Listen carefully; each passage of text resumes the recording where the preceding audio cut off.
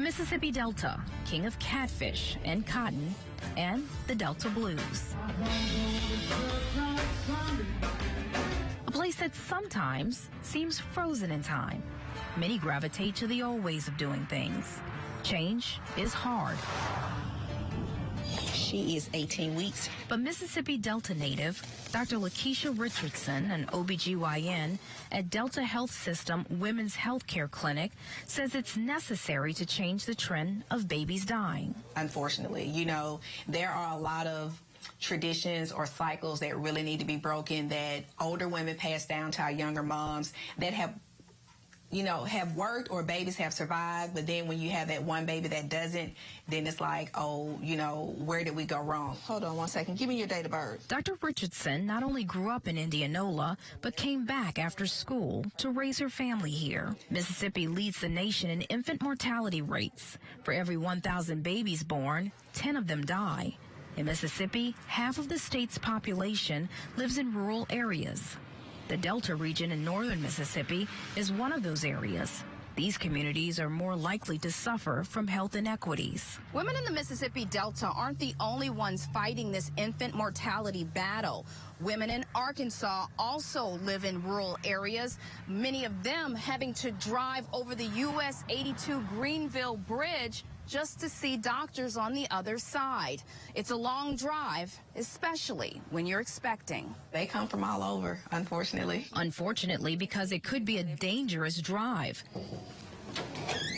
Good morning, Ms. Winfrey. New mother Tara Winfrey Hawkins started having contractions on her way to an Arkansas hospital. The hospital that we called in Lake Village, they told us they didn't have an OBGYN doctor, and that if the baby wasn't already coming out, I wasn't crowning, to keep going to the next hospital. She delivered her baby in time, safely, but the hospital almost an hour away. I was worrying about, the doctor had said my uterus was a little tilted, so I was worried about if the baby's going to be able to come out the way he needs to, if there was going to be an umbilical wrapped around his neck because of the way I was sitting in the car. Unlike here, those who live in big cities have the luxury of driving 5, 10, even 15 minutes to the doctor's office.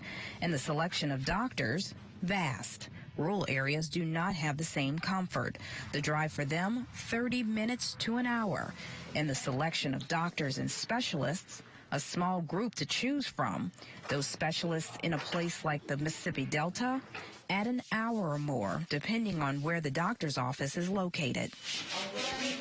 Nationwide, there is an OBGYN shortage, and living the rural life isn't an easy selling point for recruiters. So the Delta region deals with packed waiting rooms, and some doctors see long days. On average, how many patients on your OB days do you see? Minimum would be 40, anywhere up to 60 or 80, just depending on where we are in the OB volume. Hey, Brittany. How are we doing? That volume isn't good for doctors who may feel rushed in the exam room.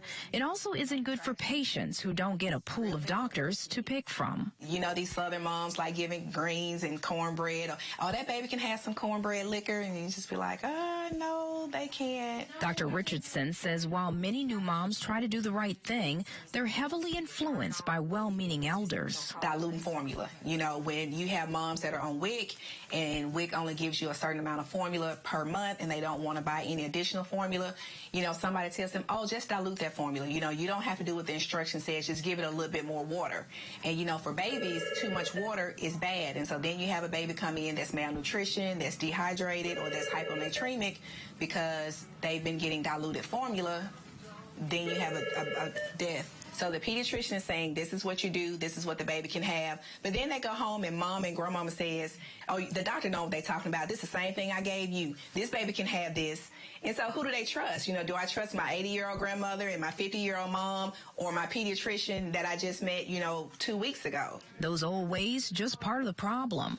Doctors say women are having babies later in life, and insurance companies can hold up medical care, like access to the right drugs to stop preterm delivery. You'll be surprised how much we have to fight insurance companies for just the basic care that our patients need.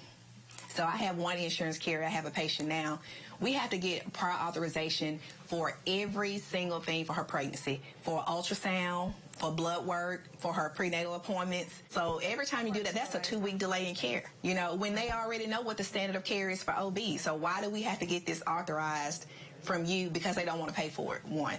Because they're hoping that we won't do it and this young lady won't get prenatal care and just get frustrated and just come in and have a baby, and they save all this money from not having to do what they're supposed to do. Someone has to stay in this community to help. Dr. Richardson says she's happy to try to turn that trend around. Some days I feel like if I weren't here, those numbers would probably be twice as high. Because, you know, not everybody's going to go that extra mile, you know, reach out, call mom, try to do that extra education. And I feel like, you know, ultimately, I never wanted to come back to Mississippi. So this is why I feel like this is where God wants me to be right now, and this is where I need to be. Those old ways are just part of the problem. Somehow we need to give way to new ideas to help make these rural communities stronger. Tammy Eswick, Newsy, Greenville, Mississippi.